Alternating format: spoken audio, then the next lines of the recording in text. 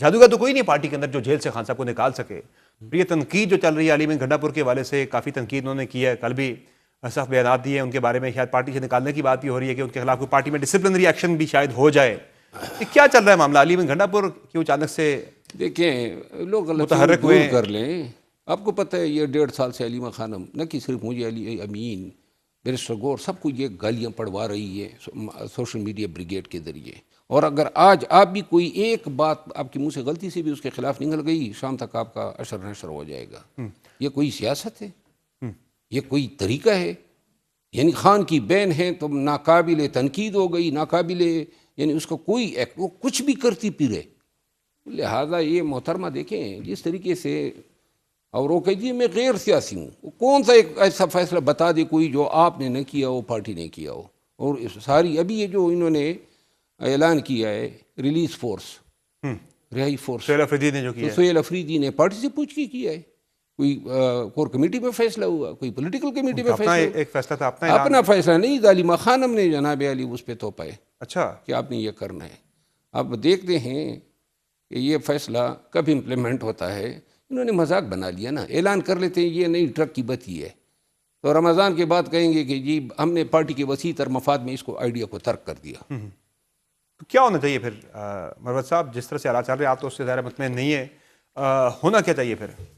میرا خیال ہے اتنی تباہی ہو گئی ہے پارٹی کی, یہ ناقابل تلافی نقصانات اس خاتون نے پارٹی کو پہنچائے ہیں. کوئی اس کو وقت پہ خاموش نہیں کرا سکا. یہ اپنے جو دھن میں, اپنے سرشت میں جس طریقے سے اس نے پارٹی کی بینڈ بجانی تھی, اپنے لوگوں کو ہر جگہ پہ اس نے کپا دیا. لیکن سارے نالائق ہے, تو لہذا پارٹی کس طرح ڈیلیور کر پائے گی جب مناصب پہ ایسے لوگ بیٹھے ہوں گے. یہ بتائیں مجھے کہ گھنٹا پور صاحب کے حوالے سے جو ابھی ایک نیا وربل سپیٹ شروع ہوا ہے گھنٹا پور صاحب اور علیمہ خان صاحبہ کے درمیان, وہ گھنٹا پور صاحب شاید تاثر یہ دینا چاہ رہے ہیں کہ Alima Khan was a person جنہوں نے ان کو ہٹایا. انہوں نے اس کی وضاحت بھی دی ہے کہ خان صاحب نے ہٹایا, ہم نے نہیں ہٹایا. دیکھیے خان صاحب کی بدقسمتی ہے کہ ایک طرف خان کی بہن ہے, دوسری طرف بش بی بی کی بہن, یہ سب لگی ہوئے ہیں اپنے لیے مقام پیدا کرنے کے چکر میں. انہوں نے پارٹی کے اکابرین کو جو ہے بے وقت کیا. علی امین خان اور ان کی کیا لڑائی ہو سکتی تھی؟ علی امین خان کیا اتنا پاگل تھا کہ خان کی بہن کے ساتھ خواہ مخواہ میں لڑائی مول لے؟ ان کے تقاضے ہی ختم نہیں ہوتے تھے, ان کی بلیک میلنگ ہی ختم نہیں ہوتی تھی. کیا بلیک میلنگ تھی, کیا ان پہ پریشر تھا, کیا ڈیمانڈ تھی؟ سب سے بڑی تو یہ ہے نا کہ میرے اشاروں پہ چلنی ہے پارٹی, جس طرح میں کہوں گا اس طرح ہو. اب اگر کسی میں تھوڑی بہت بھی اپنی قوت فیصلہ کے مطابق فیصلہ کرنے کی صلاحیت ہے, وہ قابل قبول نہیں ہے. چلے علیمہ خان سے متعلق بیانات تو چلے بعد کا معاملہ جو گھنٹا پور صاحب کی طرف سے آئے, لیکن جو اصل جو معاملہ ہے ان کا متحرک ہونا اچانک سے, یہ کیا ماجرا ہے؟ کیا پھر سے کوئی تبدیلی کی ہوا چل پڑی کے پی کے اندر؟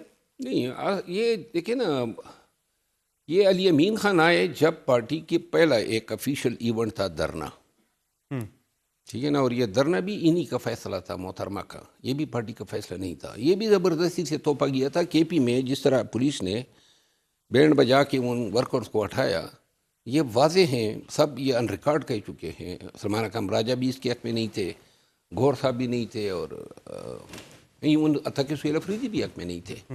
لیکن یہ ان کا فیصلہ تھا, تو فیصلے اس کے چلتے ہیں. باقی جو ہیں یہ جو پارلیمانی کمیٹی میں اچھکزئی صاحب نے کہا کہ پھر بہتر ہے معاملات ان کو دے دے. یہ جو علی امین خان کا آنا ہے, یہ دیکھیں پہلی ایک فارمل ایونٹ تھی جس میں تمام انوائٹڈ تھے, وہ چلے گئے. اچھا جب چلے گئے اور پہلا انٹرویو دیا تو اس کی زبان کھل گئی, پھر تو جناب علی سلسلہ شروع ہو گیا. میں خود ذاتی طور پہ, چونکہ میں تو ساری کشتیاں جلا چکا ہوں, مجھے تو کوئی پرواہ نہیں ہے, تو لیکن میں علی امین خان کے لیے یہ چیز نہیں پسند کرتا تھا کہ وہ اتنا جو ہے پارٹی اس کو ٹرول کرے. تو ان کے خلاف ایکشن تک کی بات ہو رہی ہے پارٹی کے اندر. ایکشن, علی امین خان ایک مضبوط اس کی حیثیت ہے پارٹی میں, اس کی پرانے زمانے کا ہے, ہر پوزیشن پہ آپ کہہ رہے ہیں کہ ایکشن نہیں ہو پائے گا جس طرح کا آپ کے خلاف ہوا تھا. دیکھیے میں تو بیسیکلی میرا تو کوئی گروپ نہیں تھا نا, میں تو ایک فرد تھا. علی امین تو ایک بہت بڑا دڑا ہے اس کا. کتنے لوگ ہیں ان کے دڑے میں ایم پی ایز؟ میرا خیال ہے 25 لگ بھگ ایم پی ایز اس کے ساتھ آج بھی ہے. 25 MPs ہیں. 25 MPs ہے, 6-7 MNAs ہے اس کے ساتھ. آگے چل کر کسی موقع پہ وہ تبدیلی کے حوالے سے بھی کوئی اپنا کردار ادا کر سکتے ہیں؟ سہیل افریدی کے حوالے سے تو ان کی کھل کر ایک مخالفت سامنے آ گئی ہے.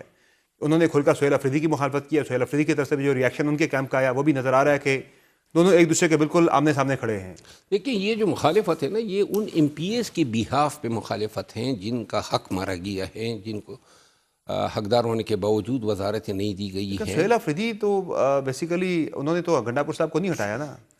گھنٹاپور صاحب کو تو خان صاحب نے ہٹایا. سہیل افریدی کو تو وہ تو عمران خان کی سہیل چوائس افریدی کو پتہ نہیں تھا کہ وہ وزیر اعلیٰ بن رہے ہیں، اچانک قرۂ فعال نکلا. یہ سازش ہوئی ہے، اور یہ سازش 3 مہینے پہلے سے ہو رہی تھی. کون کون تھا اس سازش میں ملوث؟ یہ تھے میرا خیال ہے جو اس کے 1-2 وزراء ہیں، مراد سعید تھے، اور پھر بش بی کے ذریعے سے یہ منطقی انجام تک پہنچا. اور علیمہ خان نے بھی اپنا کردار. بشرا بی بی اور علیمہ خان والا تو وہ 2 مختلف کیمپس نہیں. آپ کہہ رہے ہیں کہ دونوں کا انہیں اگر حاصل ہے تو یہ تو بڑی حیران کن بات ہے. لیکن نا بعض ایسے بھی واقعات ہوتے ہیں یا بعض ایسے حالات ہوتے ہیں جہاں پہ دونوں جو ہیں حلیمہ خانم اور بش بی بی رضامند ہوتی ہیں، ان کا کنسنسس ہوتا ہے، جیسے کہ علی امین خان کو ہٹانے پہ یا جیسے کہ مجھے نکالنے پہ. یہ واحد کچھ چند ایکسیپشن. تیسرا آپ کہہ رہے ہیں کہ سہیل افریدی کی جو ہے تقرری کے حوالے سے بھی یہ ان دونوں کا فیصلہ تھا؟ دونوں کا نہیں تھا. سہیل افریدی کو لگانا جو ہے وہ بش بی بی اور مراد سعید کا کام ہے، اس میں اس کا کوئی ایسا کردار نہیں تھا. لیکن میرا خیال ہے کہ اب وہ اس سے بھی ناراض ہے. سہیل افریدی کے حوالے سے جس طرح سے وزراء کے بیانات آ رہے ہیں، لگ رہا آپ کو خطرے میں سیٹ ان کی؟ جس طرح سے خواجہ آصف نے بات کی، رانا ثناء اللہ صاحب نے بات کی. میرا خیال ہے کہ وہ چند ہفتوں کے مہمان ہیں. شاید عید کے بعد ان MPs کی پھر عید ہوگی جنہوں نے نئے وزیر اعلیٰ چننا ہوگا. اچھا، عید کے بعد کیا یہی جو الیکشن کمیشن کا فیصلہ ہے اس سلسلے میں آپ کو لگ رہا ہے کہ نااہلی ہو جائے گی؟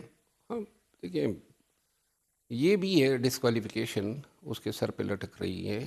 1-2 اور لیگل معاملات ہیں، لیکن بہرحال نہ 4-5 ماہ میں کوئی خان کے احتجاج کے لیے کچھ کر سکا، نہ پارٹی کو متحد کر سکا. ایک اچھا موقع تھا اس شخص کے پاس کہ اپنی انا پہ پیر رکھ کے سب کو ایک ساتھ لے کے چلتا. یہ جو آپ کے حوالے سے الزامات لگائے ہیں علیمہ خان صاحب نے، کوئی آپ قانونی چارہ جوئی بھی کرنا چاہیں گے اس حوالے سے سوچ رہے ہیں، یا قانونی چارہ جوئی صرف سیاسی بیانات کا جواب آپ سیاسی بیانات سے ہی دیں گے؟